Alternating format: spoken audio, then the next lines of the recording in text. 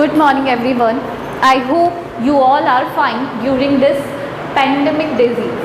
So today we are going to start our first topic, that is the sentence.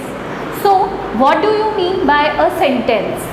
An arranged group of words which has a complete or meaningful sense is called a sentence.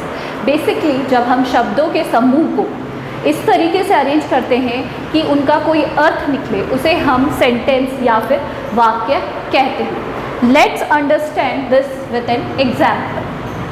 For example, sit please quietly. You can see here, यहाँ पर एक शब्दों का समूह दिया हुआ है but इसका कोई अर्थ नहीं निकल रहा है, तो हम इसे एक सिस्टमैटिक ऑर्डर से अरेंज करेंगे जिससे उसका एक अर्थ निकल सके.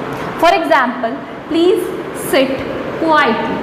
So this is making a sense कि you should have to sit quietly. आपको चुपचाप बैठना है, इससे मतलब इसका एक complete sense निकल रहा है. So while forming a sentence, जब हम एक सेंटेंस या वाक्य बनाते हैं, हमें we have to remember three things. हमें तीन चीज़ों का ध्यान रखना चाहिए. सबसे पहला, हमारे पास एक ग्रुप ऑफ वर्ड्स होना चाहिए. एक सिंगल शब्द या फिर वर्ड से हम सेंटेंस नहीं बना सकते हैं. दूसरा, it should make a complete sense या फिर मीनिंगफुल सेंस, उसका कोई अर्थ निकलना चाहिए. And the third thing, it always start with a punctuation, capital letter, हमेशा एक कैपिटल लेटर से स्टार्ट होना चाहिए.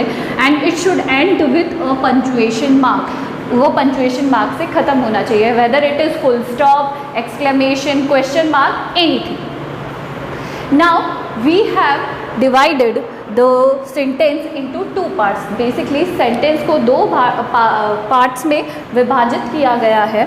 First is subject, subject विषय. A subject is a person or thing that is doing an action, जो कार्य कर रहा होता है या जिसके द्वारा कार्य किया जाता है उसे हम subject कहते हैं. For example, Aditya is playing. Who is playing? Aditya. So Aditya is subject here. Now the second part of the sentence is predicate, the other part of the sentence that tells something about the subject, जो हमें subject या फिर विषय के बारे में बताता है, ये उसे हम कहते हैं predicate. अगर हम सेम एग्जाम्पल देखें, आदित्य इज प्लेइंग, तो इज यहाँ पर हेल्पिंग वर्ब है and the playing is predicate here. So in this form a sentence is divided, subject and the predicate. Let's see one more example. Socrates was a great philosopher. So Socrates is subject here, was a great philosopher is predicate here. So you have to write these sentence or these definition in your copy. So this is all for today. Thank you.